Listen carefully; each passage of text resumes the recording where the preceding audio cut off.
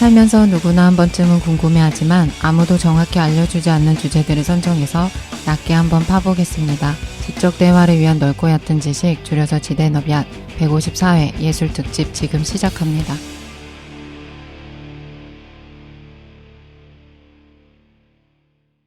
한 주간 잘 보내셨습니까?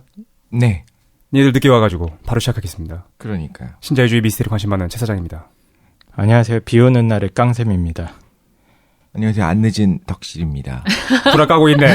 깡생 때문에 살았지 지금. 그러니까 다행이다. 빨리빨리 안 다녀. 안녕하세요. 김도인입니다. 김도희까지. 늦게 와서 이름 시키네 그냥. 바로 시작하도록 합시다. 오늘 예술 네 번째 시간입니다.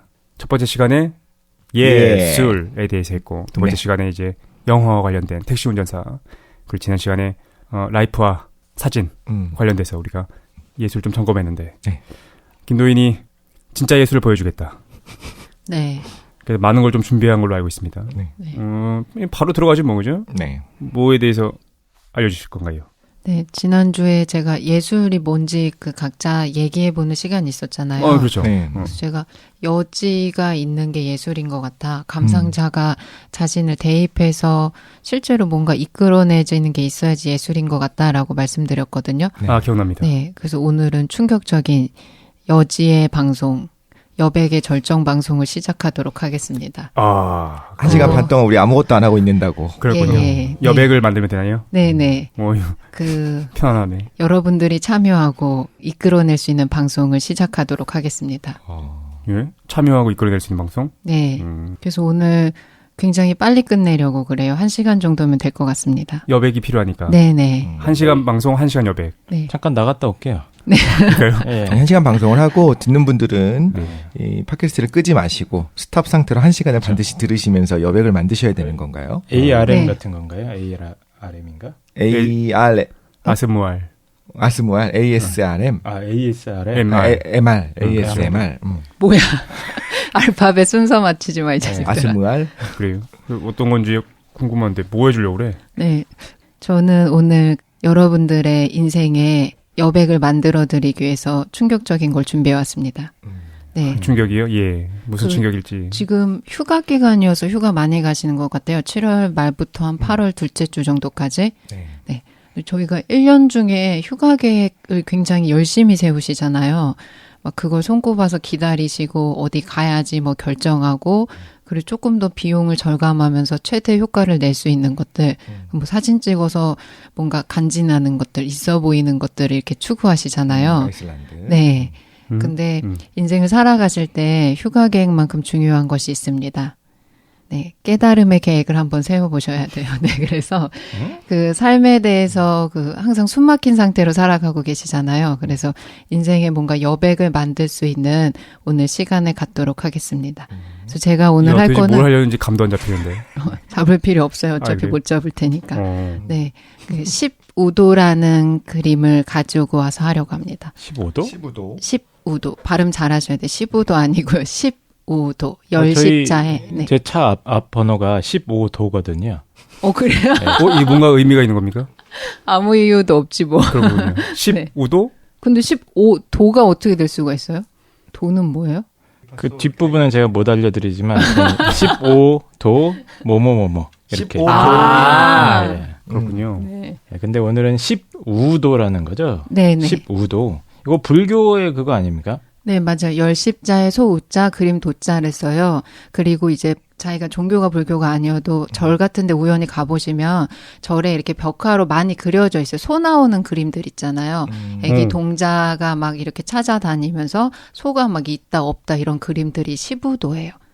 불교에 붙어있는 그림? 네네. 그래서 오늘 그 15도에 대한 그림의 의미를 중심으로 할 건데 뭔가 그림의 뭐 미학적인 특징 이런 걸 하려고 하는 게 아니고 15도라는 그림이 10단계로 깨달음을 얻어가는 과정을 구성해 놨어요. 그래서 그 과정에 대해서 간략하게 설명해 드리고 이런 식으로 하면 재미없지 않습니까? 재밌어요. 그리고 보통 미술이네요.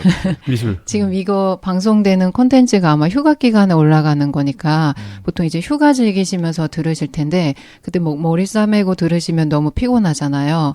네, 그래서 아주 쉬면서 들으실 수 있는 여백의 극치 방송을 하려고 합니다.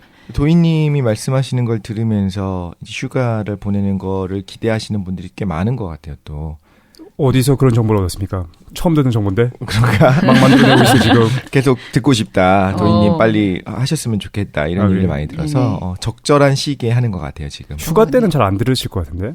도희님이 하면 들어요. 제가 하면 안 듣고. 모함하지 마, 이 자식아. 알겠습니다. 네. 그래서 그 15도를 그냥 단순히 첫 번째 그림부터 10번째 그림까지 순서대로 이렇게 설명드리지 않고요. 네. 먼저 제가 패널분들한테 점을 쳐볼 거예요. 점이요? 점 치는 거 정말 좋아하시잖아요. 그렇죠? 저는 좋아하지 않습니다. 저는 해본 적이 없습니다. 점을 한 번도? 응. 독신 타로점 태어나서 같은 거 보잖아. 타로도 안 봤어. 별자리 뭐 이런 별자리도 혈액형 맹신하잖아요. 혈액형은 과학이죠. 종교의 과학과. 아니 저는 과학을 좋아하니까 혈액형은 맹신하는 거고. 네. 야, 막말하네. 예를 들어 독신 뭐 이사 가거나 결혼식 하실 때도 그런 거 날짜 했어요. 잡고 안 하시죠? 네, 안 했어요. 교회 다니시고. 이사 갈 때 무슨 손 없는 날 잡고 아, 그러잖아요. 맞아. 어른들이 근데 그런 거 그것도 잡으시잖아요. 그 개념은 알고 있는데 관심이 없고 사실 없었던 것 같아요. 네. 그래요? 근데 궁금하긴 했어. 그 사람들이 예전에 이게 들은 말로 그런데 가면은 정말로 용한 사람들은 맞춘대. 이 사람이 어떤 사람인지를. 근데 그러겠지. 뭐 기회가 안 되더라고요. 눈앞에 있잖아요. 용한 분. 네. 그러니까. 네. 나도 맞출 수 김도희. 있어요. 그래요? 알겠습니다. 깡쌤은 점 보신 적 있으세요? 점은 제 얼굴에 있는 점 보는 거 빼고는. 야, 제가 지금 깡쌤의 점을 보고 있어. 개그를 하고 싶어졌냐? 야. 순간 웃긴데? 와, 나 진짜. 웃겨서. 안 했어야 되는데. 이거 죄송합니다. 좀 심했다, 이거. 안 했어야 여러 가지 생각이. 어쨌든 점 보고 이런 거 굉장히 싫어하고요. 싫어해요? 다 싫어하시는군요. 싫어합니다. 여긴 그런 사람들만 모였네? 근데 결혼하실 때요, 부모님들도 사주나 뭐 그런 궁합 안 보셨어요? 독실이 결혼하실 때 부모님이 굿하셨다고. 그러니까 칼춤 막 추고 했었다는 소문이. 그러고서 이제 교회에서 결혼했다는. 그러니까요. 안 하셨을 거예요 아마 잘. 아, 그렇군요. 깡쌤도 그런 거 안 하셨죠? 카톨릭. 스테파노인데. 저희 아버님이 이런 것도 사주 이런 걸 좋아하세요. 아, 네네. 예, 그래서 이제 본인 건 다 틀리고 네. 다른 사람 건 조금 맞추시더라고요. 그래서 본인이 직접 막 풀긴 했는데 저는 믿지 않습니다. 아, 그러시구나. 근데 뭐 사주는 뭐 과학이다 혹은 뭐 통계학이다 이런 식의 이야기들 하는 분들이 좀 많긴 하더라고요. 그렇죠. 네. 저는 그것조차 믿지 않지만 그냥 뭐 걱정됩니다. 우리가 그걸 하지 않았다는 거지 그게 뭐 잘못됐다라고 이야기하는 건 또 아니거든요. 그렇긴 하네. 개인 취향이니까. 그렇지. 그런데 이제 그러니까 뭐 막 비과학이다, 매도하기도 좀 어려울 것 같기도 하고. 그렇죠. 근데 그냥 뭐 통계학이다라고 주장하는 분들이 있더라까지만 이제 언급하면 괜찮을 근데 것 같아요. 그게 중요한 게 아니라 지금 김도희님이 점을 본다는 게 저는 충격적인 것 같은데 네네. 또 저희를 어떻게 인도하시려고 지금 깡쌤 얼굴에는 이것도 점을 본다는 뜻이에요. 점 그냥. 잘못 보면은 바로 갈 것 같아서 지금 뭘 들고 오셨어요? 네. 이건 뭐 사람 찌르는 겁니까? 예, 제가 삐죽하니까. 창 같은 거를? 네, 이게 대나무로 만든 네. 건데 주역에서 그 시초점 칠 때 뽑는 거예요. 근데 오늘 어떻게 점을 볼 거냐면 그냥 해가지고 점 이렇게 운세 보듯이 보는 게 아니고 15도가 순서가 있거든요. 1번 그림부터 10번 그림까지요. 그래서 제가 임의로 번호를 매겨놨어요. 그래서 패널분들한테 이렇게 그 제비뽑기 같이 번호를 뽑게 한 다음에 뽑히는 해당 그걸 보고 제가 인생에 대한 것들을 그 점을 봐드릴게요. 네. 약간 타로점 같은 거네요. 타로도 뽑는 거잖아요, 자기가. 그죠? 네네. 그러니까 김도희는 뭘 가져왔냐면은 크기가 큰 빼빼로인데 초콜릿 부분이 없는. 다 빨아먹은. 그런 거를 한 15개? 10개 정도를 갖고 온 것 같아요. 네. 그걸로 네. 점을 봐준다. 이거 진짜 비싼 거예요. 너희들한테 특별히 공짜로 봐줄게요. 죽창이네, 죽창. 되게 비싸다고요? 네, 이거 비싸요. 오뎅꼬치 같이 생겼는데 그냥. 맞아요. 그게 너무 비교가 잘 된다. 정확하다. 맞아요. 정확하다. 오뎅꼬치가 들고 와갖고 지금 저희한테 점 받은다 이러고 있어요. 이거 얼마입니까 장난 일단? 아니지. 있어 보이지. 얼마입니까 이거 일단? 비싸요. 네. 비쌉니까? 네, 어디서 오뎅 냄새가 난다 했더니. 그렇군요. 야 그럼 빨리 한번 시작해보죠. 네. 예. 그래서 청취자분들도 들으실 때 번호를 한번 생각해 보세요. 1번부터 10번까지 자기가 원하는 번호를 생각하시면 되거든요. 제가 맞춰볼게요. 정치자 여러분, 지금 마음속에 가지고 있는 그 번호를 제가 맞추겠습니다. 멍충하지 마. 말도 안 되는 얘기 하지 말고. 그래요? 7입니다. 네. 한 30%는 맞을걸. 아니지, 10% 맞겠지, 네. 10%. 그러면은 최 사장님부터 뽑아보세요. 아무거나. 그래요? 느낌상 뽑았어. 독실. 네. 누구 한 명 가는데 또. 이게 뭐라고 괜히 고민하게 되네. 긴장되지. 저도 깡생도. 하나 가겠습니다. 오. 뽑았습니다. 네. 최 사장님 몇 번 나오셨어요? 야, 이걸 뭐라고 쓴 거냐? 이 승이 보이지도 않아. 봐줄게요. 끝났다. 난 됐다. 자기도 몰라. 뭐라 쓴 거야? 이거 뭐라고 장난 쓴 아니야, 거지? 지금? 야, 지가 써놓고서. 아, 와. 이거 5잖아, 5. 불화까네. 5번이에요. 2번인지 5번인지 어떻게 알아? 5번을 네. 주고 싶었어. 아, 5 맞네. 5. 덕실- 저는 덕실님은요? 끝났어요. 01번입니다. 그런 건 없어. 10번이죠. 10번. 오. 끝났어? 장난 아니다. 어, 그래요? 백사단. 저는 네. 이게 뭡니까? 깡생은- 6입니까? 9입니까? 이게? 제가 봐드릴게요. 이렇게 썼거든요. 아, 육이요. 생각해보니까 번호를 순서대로 매긴 게 아니라 임의로 매겼다고 했죠. 네네. 그러니까 그림 순서가 아니에요. 망했구나. 그러니까 자기가 지금, 오. 나 마음에 드는 숫자 1번부터 10번까지 이렇게 고르시면요. 네. 제가 그림에다가 몇 번을 매겼는지 알려드릴게요. 그래요, 난 5번. 난 10번. 최 사장님은 5번, 그 다음에 덕실님은 10번, 깡쌤은 6번 이렇게 뽑으셨어요. 네. 시작해 보도록 하겠습니다. 먼저, 조마조마. 잠깐만. 제가 이거 뭐 야, 너희들 현찰 좀 가지고 왔어? 현찰이요? 네네. 요즘 시대 현찰? 네. 카카오뱅크 그건데. 배경 설명도 없이 바로 점치기부터 시작하시는데 일단 괜찮아. 한번 해보시죠. 네네. 괜찮아. 나 믿어봐요. 네. 알겠습니다. 오늘 구성 어떻게 할 거냐면요. 네. 시부도의 저자가 2명 있거든요. 유명한 사람들 판본이 2가지 있는데 저는 과감 걸 할 거예요. 그래서 간략하게 시부도가 어떤 그림인지 과감의 시부도가 어떤 특징이 있는지 설명드린 다음에 두 번째는 그림을 순서대로 하면서 그게 어떤 의미인지 인생에서 만약에 내가 그 번호를 뽑았을 때 지금의 인생의 시점에서 가져야 되는 질문들 그리고 뭘 해야 되는지에 대한 것들 점을 봐드릴게요. 이요, 그래요? 네. 뭔가 신빙성 있어 보이는데. 점을 칠 때 항상 2가지요. 어떤 방법이든지 상관없고요. 지금 내 상황이 뭔지 말해줘요. 너 뭐 요즘 힘들지? 너 요즘 뭐 병 걸렸지? 뭐 이런 것들 있잖아요. 고민이 있어 왔지. 네. 뭐가 풀리지 않지. 저는 네. 고민이 하나도 없습니다. 근데 왜 왔어? 그냥 왔는데요. 하나도 못 맞춰. 네. 현재 상태에 대한 진단이 들어가고 두 번째는 뭐냐면 어떻게 해라라는 해결책이 있어요. 지침들. 그러니까 그냥 재미로 한번 들어보세요. 네, 시작해 보도록 하겠습니다. 그러니까 오늘 거는 그냥 여행이나 휴가를 즐기시면서 그냥 아주 가볍게 들으시면서 인생의 여백을 만들어 보시면 좋을 것 같아요. 10우도라는 그림에 대해서 설명드릴게요. 10우도가 심우도라는 말 혹은 뭐 여러 가지로 불려요. 모구도, 심우도 이렇게요. 이게- 심우도, 네. 모구도. 근데 저는 통칭해서 그냥 10우도라고 부를게요. 10자에 소우자를 써서요. 네. 어떻게 이루어져 있냐면 일단 그림이 그려져 있어요. 그림이랑 송이라는 게 이루어져 있고 송은 뭐냐면요. 운문 형식으로 세존의 가르침이나 성각자들이 깨달은 내용을 시로 이렇게 적어놓은 가르침 내용들을 송이라고 불러요. 개송, 송 이렇게. 아, 네. 개송. 네. 잠언 이렇게 생각하시면 돼요. 그거를 이제 도해한 그림 형식이 있는데 이런 예술 작품들이 중국의 중송 중기부터 남송 초기까지 이렇게 집중적으로 나타나게 돼요. 송나라 시대. 네, 시부도도 그 그림 중에 하나거든요. 선종에서 수행과 깨달음의 과정을 그려놓은 그림이에요. 그러니까 막 이런 식으로 해 깨달음은 뭐다 어떻게 해라 이렇게 논리정연하게 정리한 글이 아니고 그림으로 보여주고 개송 같은 거 하나 구절을 한 4개 정도 딱 적어준 다음에 수행하는 사람들이 그걸 보고서 깨달음에 이르라고 노력하는 거예요. 네. 일종의 가이드 같은 건가요? 네네, 이렇게 아주 하는 직관적인 것이다. 가이드인 거예요. 10장의 그림을. 이게 그 10장의 그림이 레벨로 돼 있는 건가요? 아니면은 오, 네, 단계예요. 1번부터 10번까지가 순서적으로 나아가는 단계로 되어 있고요. 그리고 말을 그려놓은 것도 있고 팁에서는 코끼리 그려놓고 이렇게 동물은 조금씩 바뀌어요. 아, 꼭 소일 필요는 없다. 네. 인도에서 시작을 했잖아요. 네. 그래서 혹시 소은 건가요? 아, 전혀 상관없나요? 그 문화적인. 네네, 거. 동물의 좀 특징을 담고 있어요. 소가 약간 아, 유순한 성질을 담고 있고, 우직하고. 네, 코끼리는 뭐 전생을 보고 깨달음에 대한 그 상징을 하고 이런 식으로 담겨 있어요. 그리고 말도 특이하게 동양권에선 말이 지혜를 상징해요. 네. 그래서 그래. 시부도 그림이 여러 가지 것들이 나오는데 유명한 게 보명선사의 모구도가 있어요. 기를 목자 소우자를 쓰고 제가 지금 방송에서 하려는 판본은 가감의 심우도예요. 찾을 심자 소우자. 아, 소를 찾는 그림. 네, 곽암의 심우도예요. 곽암. 네, 곽암. 알겠습니다.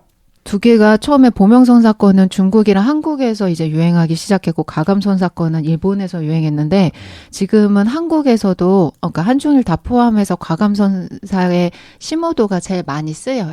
그래서 인터넷에 보시면 두 가지 좀 특징적으로 차이가 있는데 어떻게 간략하게 쉽게 알아보실 수 있냐면 보명선사가 그린 모구도 그림의 소는요. 처음에 검은색으로 돼 있다가 절반은 흰색, 절반은 검은색, 나머지는 흰색으로 변해요. 소 색깔이 변하게 돼 있어요. 신기하네. 네. 그리고 과감의 심우도는 어떻게 알아보실 수 있냐면 그 소 색깔이 변하지 않고 그리고 보통 원안에 10가지의 그림이 다 원안에서 그려져요. 그런데 이게 이제 보통 절에 가면 있다고 네. 하셨잖아요. 그러면 이 원래 오리지널 그림을 보고 영감을 받아서 일종의 카피한 걸 그린 거 아니면 그분들이 돌아다니면서 그린 거예요? 아니죠. 그분이 처음에 그리기 시작한 게 네. 필사하듯이 이렇게 계속 전해진 거예요. 그쵸. 그럼 다른 분들이 그걸 네. 보고 이제 영감을 받아서 비슷하게 네. 해서 이제 그려놓은 것들이 있더라. 네, 맞아요. 근데 오리지널이 누구냐라는 거 했을 때 이제 두 분이 있다. 네, 맞아요. 네. 과감과 보명. 네, 과감선사랑 보명선사라부터 이제 시작되는데 한국에 이렇게 절에 가보시면 가장 많이 그려져 있는 그 건물에 그려진 벽화들이 이 심우도랑 과감이 그린 심우도랑 팔상도가 있어요. 부처 일대기를 8장면으로 그린 그림. 그게 제일 가장 많아요. 네. 그리고 저는 이거를 한 10년 전에 학교 수업 중에 잠깐 배웠던 것 같아요. 그래요? 네. 예, 강의 듣다가 이게 이제 뭐 과제가 있었던 것 같은데 이 과제를 수행하다가 이 그림을 본 기억이 좀 납니다. 그렇구만. 그래서 그냥 소가 있다가 없어지고 이런 그림이던데. 맞아요. 네. 근데 이거 휴가 기간에 진짜 절에나 이렇게 가시는 분들은 가서 보시면 되겠다. 그러네. 네. 그리고 이게 그 10개가 다 그려져 있는 곳도 있고 간혹 보면 몇 개만 이렇게 그려져 있는 데도 있고 그래요. 저도 예전에 명상하러 갈 때 이렇게 절 같은 데 있을 때 보면 그림도 이거 자주 봤었거든요. 네. 그럼 이거는 또 한국뿐만 아니라 일본에 있는 절을 간다고 해도 거기도 있을 수 있겠네요. 하나의 어떤 문화 여행에서도 좀 재미있는 그렇네. 그런 게 될 수 있겠네요. 네. 그리고 나라마다 좀 그림의 스타일도 다르고 같은 나라에서도 작가들마다 그 자기가 그린 스타일이 달라요. 오랜만에 나온 실용방송. 진짜. 도움될 것 같습니다. 점점동 봐줘야지. 이러는데 준비 잘했네. 네. 그 과감은 보통 임재선사의 12대 손이라고 하는데 불분명해요. 생물 연도나 전기가 이렇게 뚜렷하게 남아있지 않아요. 네. 그래서 그냥 이분이나 그 중국의 선종에 대한 특징들은 하면 너무 길어지니까 나중에 따로 하고 오늘은 그냥 시부도라는 그림에 초점 맞춰서 하도록 하겠습니다. 다음 주에 한다고 벌써 예고해 주신 네. 감사합니다. 우리 노인님. 네. 감사합니다. 일단 두 가지만 아시면 돼요. 소랑 동자가 계속 나오거든요. 네. 그러니까 여기서 그림은 소는 무명 상태의 마음이라고 보시면 돼요. 지혜롭지 않은 마음 상태. 무명 상태의 마음. 네네. 그 다음에 동자는 그것을 뭔가 깨달음으로 이끌려는 지혜의 마음 상태 이렇게 보시면 돼요. 가장 보편적인 해석이에요. 네. 그리고 아까 말씀드렸던 것처럼 과감의 심우도는 그림 모두가 10개 원안에서 다 그려져요. 이게 가장 특징이에요. 그러니까 뭔가 현재로부터 벗어나거나 그런 게 아니고 모든 그림이 같은 원안에서 이루어지고 끝나요. 이게 원안에 10가지 그림이 들어가 있다는 의미가 네. 10가지 각각의 그림이 동그란 어떤 그 맞아요. 판넬에 그려졌다는 거예요? 아니면은 하나의 동그란 어떤 판에다가 10개의 그림이 한 번에 들어가 있다는 거예요? 여러분들 어렸을 때 그 과자를 가끔 사면 동그란 치토스.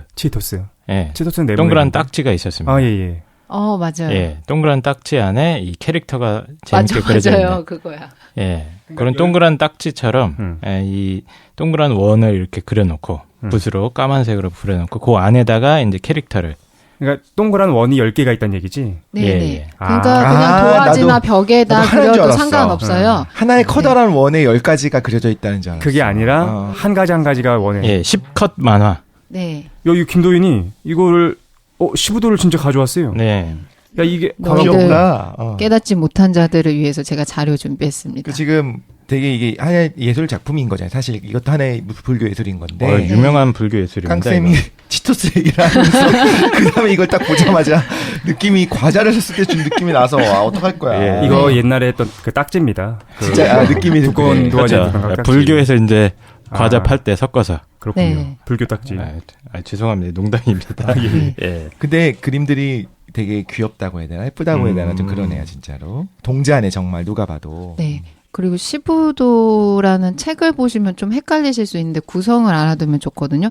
보통 지금 팔고 있는 출판되어 있는 시부도 관련된 책들은 그 관련 역자들이 자기 해석을 붙인 것들이 많아요. 근데 시부도가 어떻게 돼 있냐면 자원이라는 사람이 나중에 그림과 연관되는 글을 묶어가지고 편찬한 게 있는데 과감히 지은 건 각 그림의 제목과 그 다음에 각 그림 마지막으로 아까 말씀드린 깨달음을 담은 글 이 세 가지가 과감히 지은 거예요.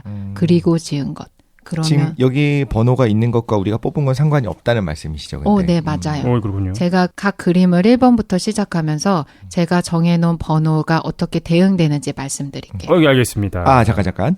지금 깡쌤이 시부도를 또 찾아와 보신 거를 지금 봤어요. 옆에서 살짝 보니까. 네.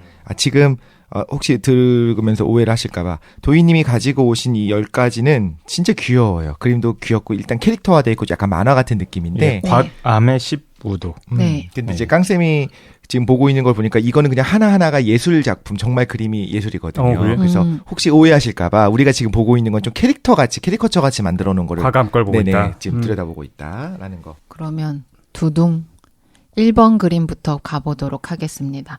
이게 저희가 이제 불교 예술의 세계까지 발을 뒤지게 되네요. 네. 그렇군요. 네, 그리고 이 중에 하나를 우리가 골랐기 때문에 어디론가 가게 된다. 이거죠? 네. 근데 상징을 정리를 하자면 우리 흔히 생각하기엔 동자가 좀 어린 아이다, 잘 모른다고 생각하겠지만 그게 아니고 소가 사실 우둔한 상태, 뭐라고 했죠? 무슨명? 무명한 마음에. 네.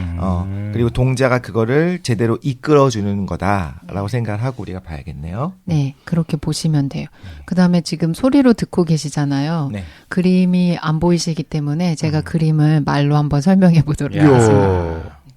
첫 번째는 심우라고 그래요. 그림 제목이 찾을 심자 소우자고요.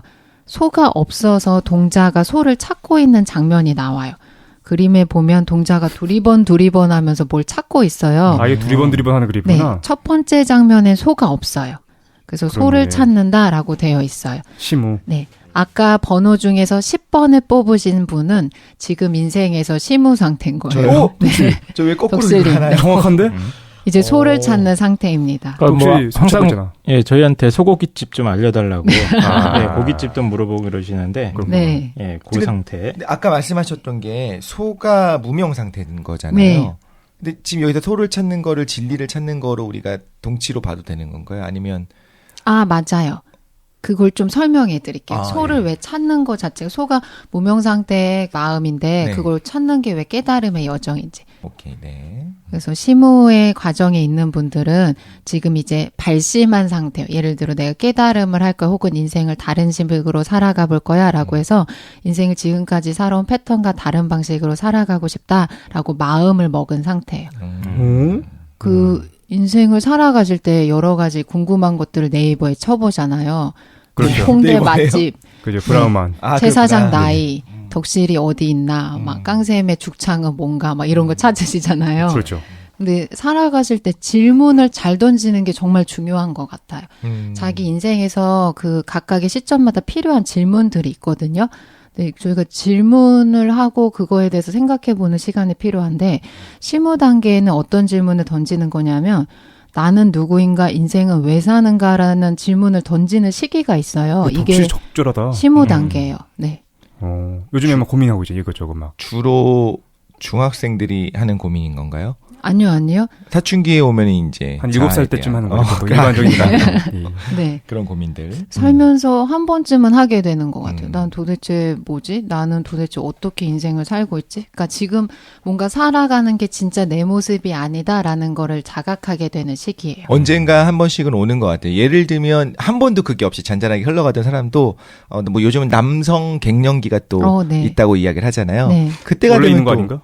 원래 있잖아, 남성 갱년기. 그러니까 그때가 되면 또 내가 왜 계속 이렇게 살아야 되지? 내 인생의 목표는 뭘까? 이런 것들을 고민하게 되는 것처럼 빠르면 7살 때 혹은 고등학교 때 내가 누구지? 어디서 왔지? 이런 걸 고민하다가 늦어도 이제 그때쯤에 한 번쯤은 고민하게 되는 단계. 그죠? 말씀하시는 것 같아요. 됐어. 독실님 이제 카드 꺼내 오시면 되고요. 네. 적절하다. 딱이네. 전문 과학입니다. 이거 약간 소름 돋는데 이제 깡쌤이랑 저까지 맞으면 장난 아니거든요. 알겠습니다. 네. 이때는 뭘 물어보셔야 되냐면 그림을 보고 내가 이제 수행자다라는 입장에서 그림을 보시면은 도대체 내가 소를 왜 잃어버렸는지 생각해야 돼요. 내 마음을 왜 잃어버렸는지. 그리고 동자가 혼자 찾거든요, 소년이. 네. 그 마음을 내가 혼자 찾아가야 되는 건지에 대한 질문을 던지셔 봐야 돼요. 네. 그래서 네. 인생을 살다가 잃어버린 마음을 찾아 나서는 순간이고 네. 이게 모든 그 철학이나 종교에 나와 있어요. 발심한다라고 하기도 하고 예전에 제가 말씀드렸는데 맹자는 이걸 구방심이라고 그래요. 잃어버린 얘기했었어요, 구방심. 마음을 찾는 시간. 그래서 나를 찾아 나서는 여행이 이제 시작되는 거고요. 예전에 영화 매트릭스로 치면 네오가 처음에 계속 잠 못 이루고 불면증에 시달리면서 컴퓨터에 자꾸 입력을 해요. 누군가를 뭔가 찾아 나서는 시간. 네, 그 시점에 해당됩니다. 근데 자존심 상하게 왜 1단계인 건가요? 10번이. 자존심이 아니라 이게 사실을 반영하고 있어요. 네, 네. 정확하다. 우리가 정확하구만. 네. 태어나서 쭉 살다가 보면은 사람들이라는 게 보통 사회화 과정을 거치지 않습니까? 네. 그래서 이제 심리적으로 우리 사회의 전통의 어떤 가치관 이런 걸 주입받기도 하고 주변 사람들의 기대나 뭐 이런 상호작용 과정에서 정체성이라는 게 이제 만들어지는데, 네. 근데 그게 그렇게 주입된 가치관이나 정체성이라는 게 꼭 자기 건 아니지 않습니까? 그렇죠. 예. 그리고 그런 것들에 의해서 오히려 진짜 자기가 원하는 거, 내가 정말 됐어야 되는 거, 이런 어떤 정체성적인 부분을 잊어버리게 되는데 지금 독실님께서 이걸 잊어버린 거죠 지금. 네네. 잃어버렸어요, 독실님. 네. 찾으실 때. 그래서 어쩌면 또 독실님이 그 본질은 어떤 슈퍼 히어로일 수도 있는 거고요. 네. 예, 아니면 지구를 멸망시킬 수 있는 슈퍼 사이코 과학자. 아니면 붙달 수도 있고. 붙을 수도 있는 거죠. 그게 잘못 가가지고 예, 저리 가 하지만 있었는데. 그걸 찾고 있는 상황이다. 어쩐지 킥S가 진짜 재밌더라. 예? 키네스? 킥S라고 영어. 킥S. 공감이 네. 가더라고요. 네, 슈퍼 히어로 영화입니다. 네. 그러니까 지금 깡생이 말씀해 주신 것처럼 자기 인생에 대해서 필연성, 뭐 정합성 이런 의미를 찾고 싶어하는 시점입니다. 그리고 이 상황에 대해서 각각 제가 말씀드리고 두 가지를 말씀드릴 거예요. 이때 자기가 만나게 되는 장애가 있어요.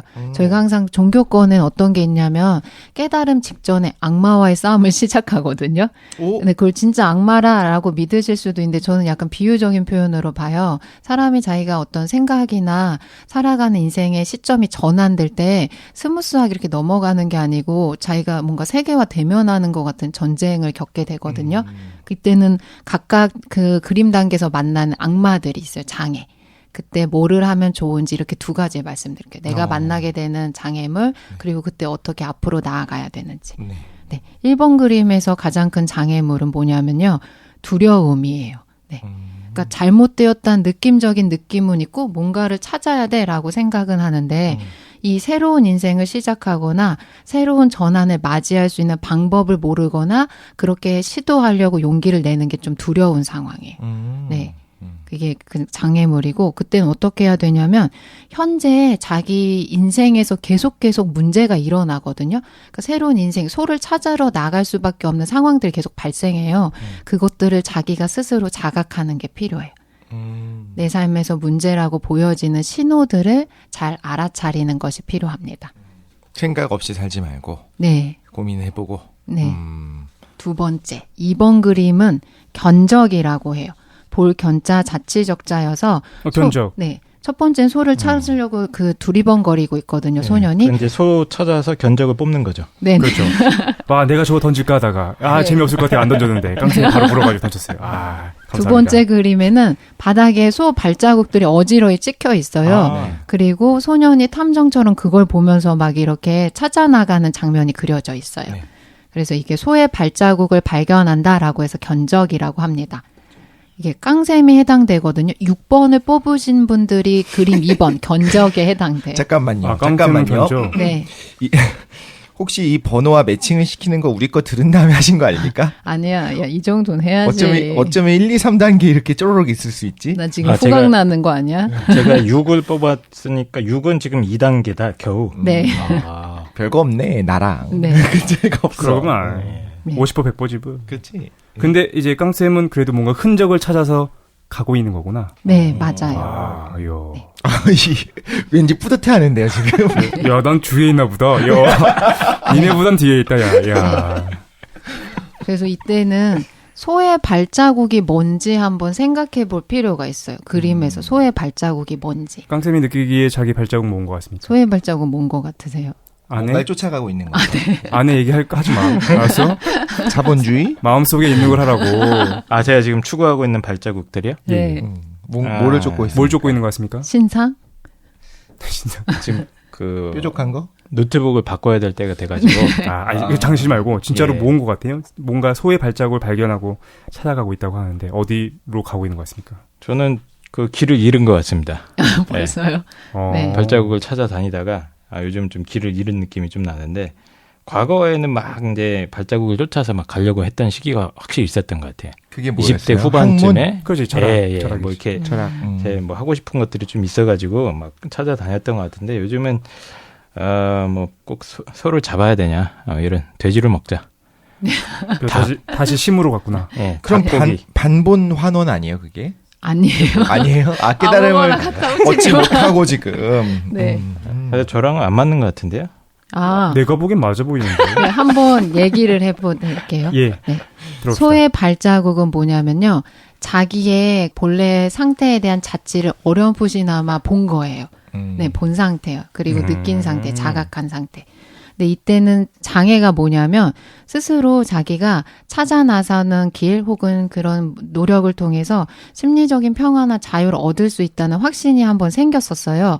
근데 그런 상태를 어떻게 이루는지 방법을 모르니까 막 여러 가지 방법들을 찾아 헤매는 상태. 정확하네. 네. 그러네. 이렇게 듣고 보니까. 그래. 제가 그런 상태였습니까? 네네.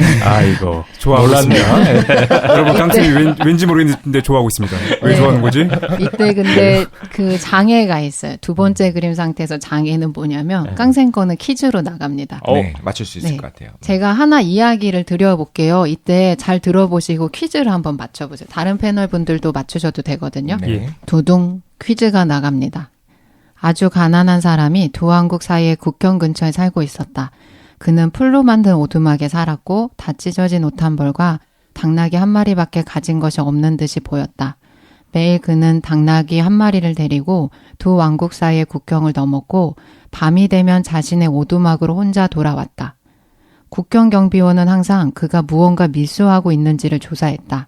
그러나 그가 너무 가난했기 때문에 경비원들은 거의 관심을 갖지 않았다. 그 후 몇 개월 동안 국경을 넘나들던 그 남자는 오두막에서 이사를 갔고 매일 새 옷을 입고 다녔다.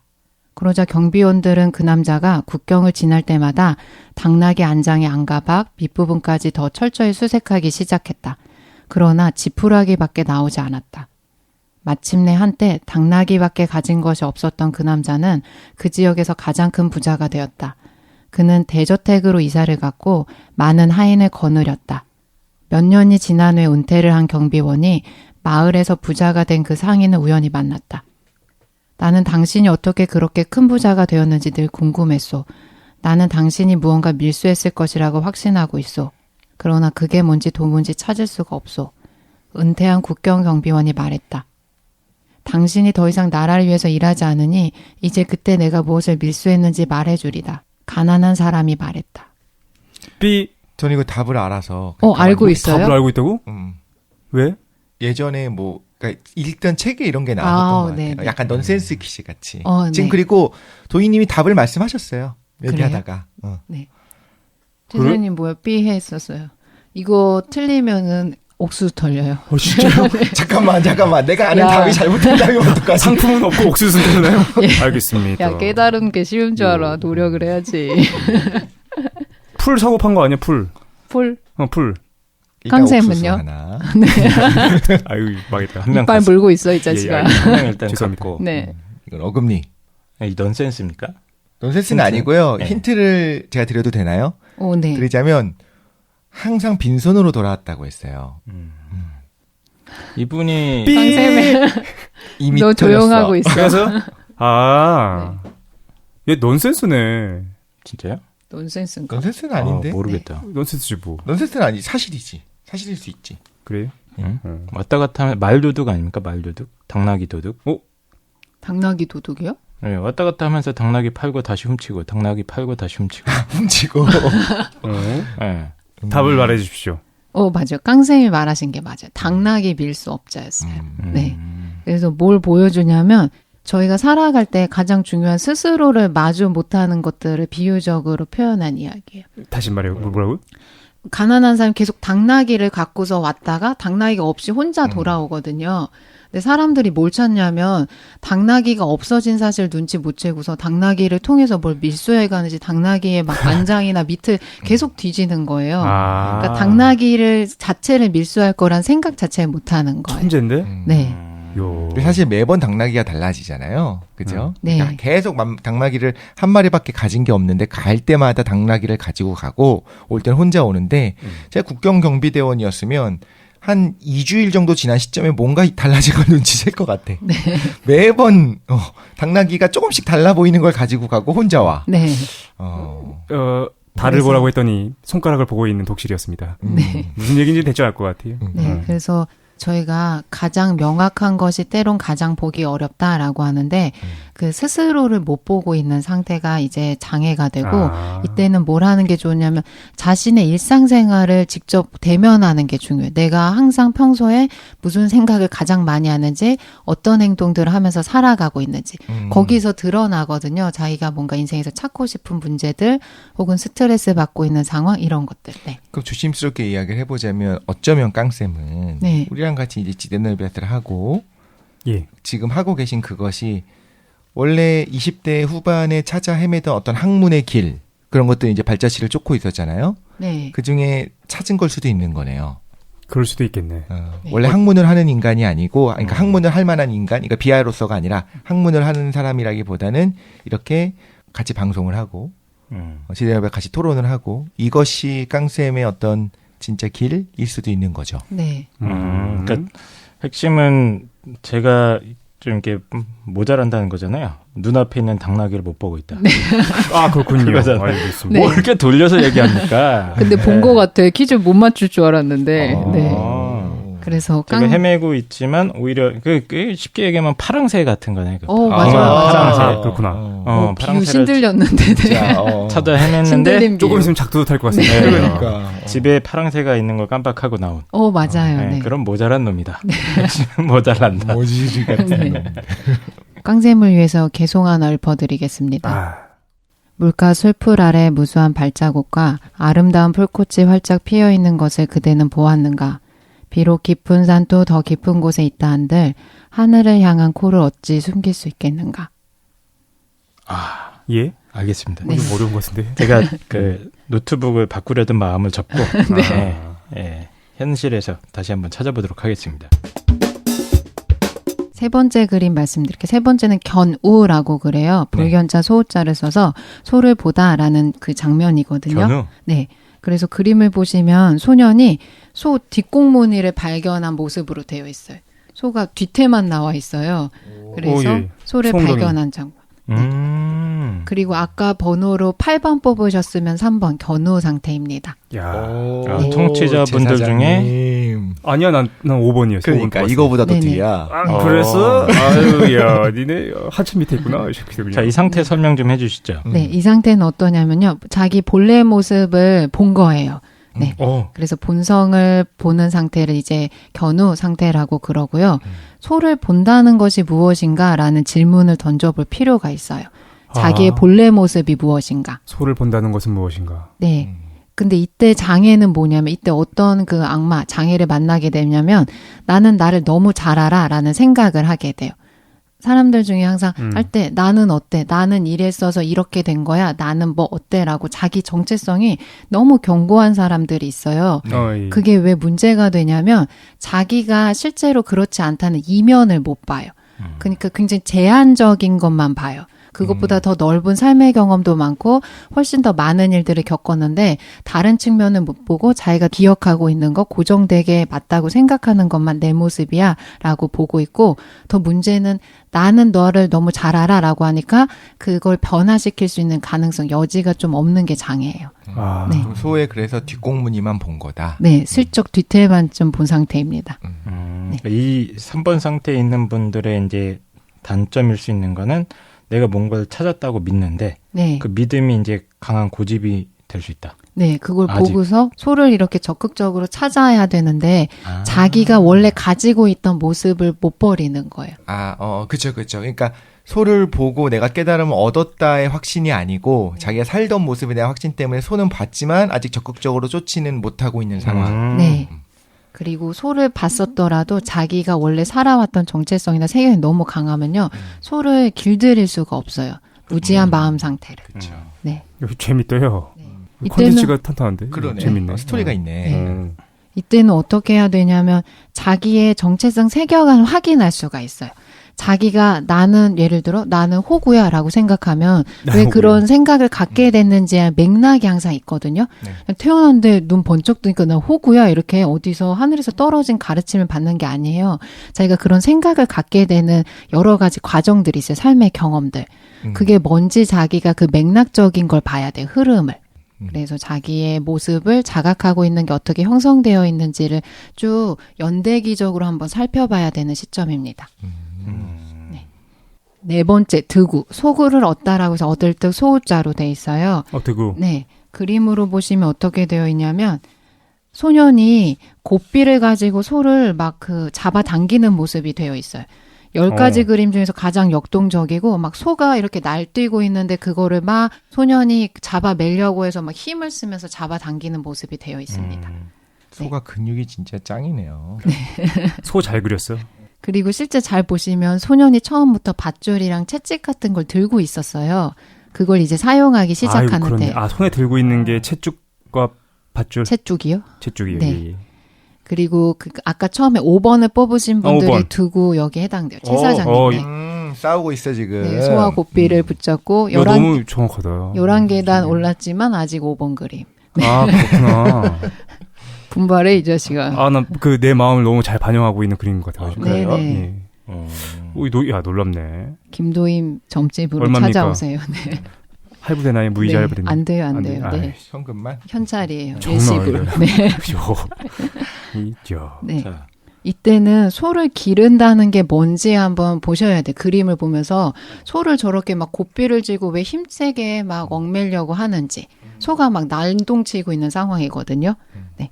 이때는 뭐냐면 자기가 그 무지의 마음을 붙잡은 상태지만 마음이 훈련되지 않는 거예요. 오랜 시간 동안 그렇게 그냥 방치된 상태로 있었기 때문에 자기 마음이지만 날뛰고 있는 상태예요. 그거를 이제 길들이기 시작하는 거예요. 지혜를 가지고. 그렇구나. 이때 장애는 뭐냐면 동일시예요. 동일시하는 패턴. 예전에 제가 방송에서도 한번 말한 적이 있었는데요. 동일시라는 건 뭐냐면 삶에서 자기가 가지고 있는 생각, 자기가 가지고 있는 세계관은 바로 자기야라고 믿고 있는 상태. 최 사장님 윤회를 종결한다. 브라흐만으로부터 세상이 창조됐다. 이런 것과 자기를 동일시하잖아요. 너무 많은 걸 알고 있어. 자기가 외계인이다. 제거해야 되겠다. 네네. 이거를 조금 멈추고 자기 지각이 왜곡될 수 있다는 걸 생각해 봐야 돼. 자기가 왜 그런 세계관을 믿고 그런 삶의 방향성을 찾아가고 싶은지에 대해서 의심하는 시기가 필요해. 근데 이때 의심하지 않아요. 너무 강하게 확신하고 있는데 항상 강한 확신은 두 가지예요. 자기가 체득해서 깨달음으로 얻었을 때 강한 확신이 생기고요. 두 번째는 불안할 때 항상 강한 확신을 가지세요. 세상은 이래야만 해라는 것과 마찬가지예요. 세상은 윤회가 종결돼야만 해. 세상은 브라흐만으로부터 시작돼야 돼. 당연한 거 아닙니까? 그게 이제 정확한 길이 딱 있다, 탄탄한 길이 있다라고 생각함으로써 정합성을 찾는 거죠. 맞아요. 자기가 안심하는 거예요. 네. 그렇구만. 네. 이런 사람들은 이제 자기가 진리를 찾았다. 드디어 내가 오랫동안 잡았다 다녔는데, 네. 이걸 드디어 잡았다. 이 상태인 거죠. 예, 그렇구나. 하지만 여전히 사실은 진리와 씨름하고 있는 상황인 거고. 맞아요, 이제. 그러니까 3번과 다른 거는 3번은 세상에 대한 확신이 너무 커서 소를 뒷공무니만 보고 잡지 못한 거고, 4번은 오히려 반대로 소를 붙잡았다고 너무 자기가 믿어버리는 거죠. 그림으로 치면 4번, 그리고 5번을 아까 뽑으신 분이 여기 속한다. 네. 그럼 4번은 어떻게 정신 차려야 됩니까? 이때는 그냥 있는 현상의 변화를 그대로 볼 수 있어야 돼.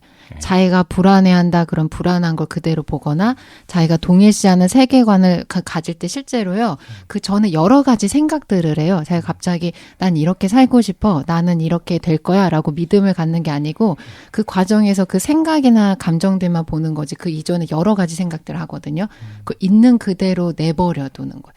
그러니까 갑옷을 막 꽁꽁 도며싸고 있던 걸 벗고서 이렇게 마주하는 시간이 필요해요. 네. 벗으세요. 네. 바지부터 벗겠습니다.